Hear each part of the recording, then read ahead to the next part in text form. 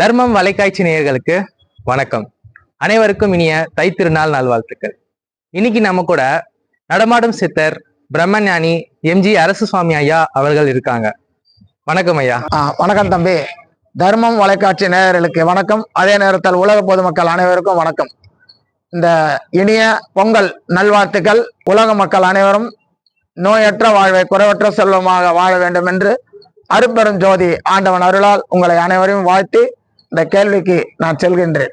அருட்பெரும் ஜோதி அருட்பெரும் ஜோதி தனிப்பெரும் கருணை அருட்பெரும் ஜோதி எல்லா உயிர்களும் இன்புற்று வாழ்க வள்ளல் மலரடி வாழ்க வாழ்க கொல்லா விரதம் உலகமெல்லாம் ஓங்குக. ஐயா, எல்லாரும் தை திருநாள ஏன் தமிழர் திருநாள்னு சொல்றாங்க? எனக்கு ரொம்ப நாளாவே இந்த சந்தேகம் இருக்கு. உங்க கருத்தை கொஞ்சம் சொல்லுங்கய்யா. இன்றைக்கு அற்புதமான கேள்விய தம்பி கேட்டிருக்கிறாரு. இந்த தை திருநாள் தமிழர்கள் திருநாளா என்று கேட்டிருக்கிறார்கள். அதாவது தமிழர்கள் திருநாள் தான். ஆனா என்ன ஒரே ஒரு பொது விஷயம் என்ன பாத்தீங்கன்னா, விவசாயி பொறுத்த வரைக்கும் இது விவசாயிகளுக்காக தான் இந்த தை திருநாளே ஏற்படுது. ஏன் அப்படின்னா, வள்ளுவரே சொல்றாரு. என்ன சொல்றாருன்னா, உழுதுன்று வாழ்வாரே வாழ்வார் மற்றெல்லாம் தொழுதுன்று பின் செல்வர் அப்படின்றார். அப்போ இந்த விவசாயிக்கு தான் பாத்தீங்கன்னா இது பெரிய ஒரு திருநாள். ஏன் அப்படின்னு பாத்தீங்கன்னா, இந்த உழுது இந்த மக்கள் உலக மக்கள் அனைவருக்கும் இந்த விவசாயம் இல்லைன்னா யாருமே உணவு உட்கொள்ள முடியாது. அப்போ இத உலகத்துல எல்லாரும் வாழ்ந்துருக்கிறாங்க, விவசாயம் பண்ணிருக்கிறாங்க. ஆனா இதை முன் கொண்டு வந்தது யாரு பாத்தீங்கன்னா, தமிழர் தான் இதை கொண்டாடுறாங்க அந்த பண்டிகையை. அப்ப அதனாலதான் இது தமிழர் திருநாள் சொல்லிட்டு அப்படி வச்சிருக்கிறாங்க. ஆனா உண்மை என்னன்னா, உலகம் முழுவதும் இருக்கிற எல்லா மக்களுக்கும் இது திருநாள் தான். ஏன்னா உணவு இல்லைன்னா இந்த உலக மக்கள் யாருமே உயிர் வாழ முடியாது. அதனால இந்த திருநாள் எல்லாருக்கும் பொதுவானது. அதுதான் சொல்றாரு, இந்த உலகத்திலேயே மிக சிறந்தது விவசாயம் தான் அப்படின்றாரு. எந்த உயிரினங்களும் ஆகாரம் இல்லாம இந்த உலகத்துல உயிர் வாழ முடியாது.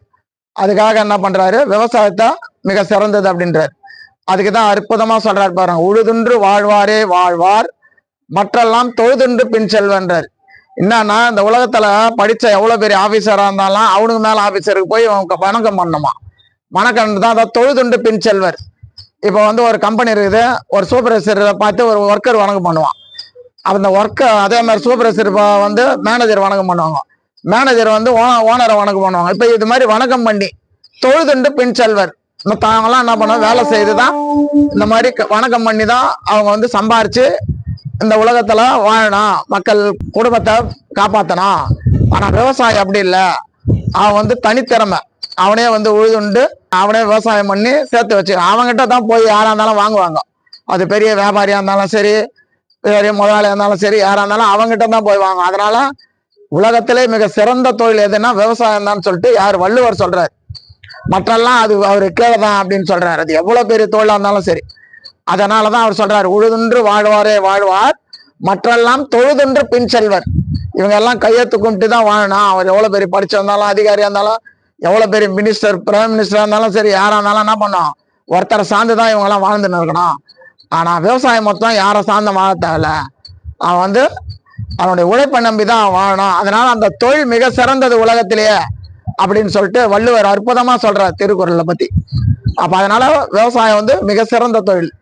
அதனாலதான் அந்த விவசாயத்தை இன்னும் கொஞ்சம் அந்த காலத்துல அவர் வள்ளுவர் அதுக்காக என்ன சொல்றாருன்னா, விவசாயத்தை உயர்வா சொல்றாரு. அந்த விவசாயத்துல பாத்தீங்கன்னா கள்ளங்கம்படம் இல்லாத, அதாவது இயற்கை விவசாயம் பண்ணியிருக்கிறாங்க. இயற்கை விவசாயம்னா ரசாயன உணவு இல்லாம இயற்கையா உரம் போட்டு மாட்டு சாணம் இந்த மாதிரி எல்லாம் போட்டு தழைகள் எல்லாம் போட்டு சாம்பல் இதெல்லாம் போட்டு இயற்கையான உணவை தயார் பண்ணி மக்களுக்கு கொடுத்து இவங்களும் நோய் இல்லாம பல வருஷம் வாழ்ந்துருக்கிறாங்க.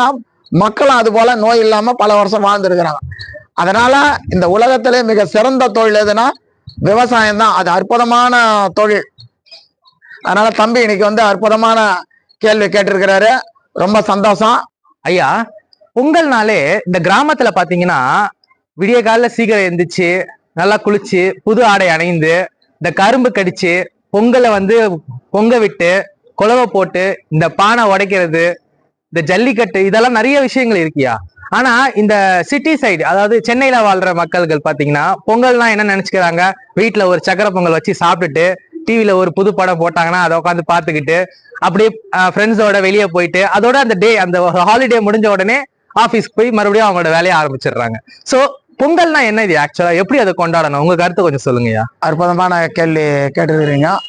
அதாவது இந்த பொங்கல் வச்சு கரும்பு இந்த பொங்கல் இதெல்லாம் வந்து வைக்கிறாங்களா எதுக்காக? அதே மாதிரி வந்து கிராமத்து சைடில் வந்து இதை வந்து பெரிய விவசாயம் கொண்டாடும். அதே போல் சென்னையிலும் இந்த மாதிரி சிட்டி சைட்லலாம் கொண்டாடுறீங்க, அது எதுக்கு அப்படின்னு கேட்குறீங்க. ரொம்ப சந்தோஷம் தான். அதாவது பொங்கல் பண்டிகை வந்து ஒரு பொதுவான பண்டிகை தான். எல்லா மக்கள், உலகத்தில் உள்ள எல்லா மக்களும் இது கொண்டாடலாம். ஏன்னா இந்த பொங்கல் எப்படின்னா ஒரு வருடத்தில் அவங்க வாழ்க்கையில் ரொம்ப இனிப்பு, எப்படி ஒரு எல்லா நல்ல விஷயத்துக்கெல்லாம் இனிப்பு கொடுப்பாங்களோ அவங்களுடைய வாழ்க்கையில இனிமையாகவும் இனிப்பாகவும் சந்தோஷமாக இந்த உலகத்துல வாழணுன்றதுக்காக ஒரு அற்புதமான ஒரு பண்டிகையை வந்து தமிழர்கள் தான் வந்து பாத்தீங்கன்னா மிக சிறந்த வல்லுநர்கள் எல்லா விஷயத்திலும்.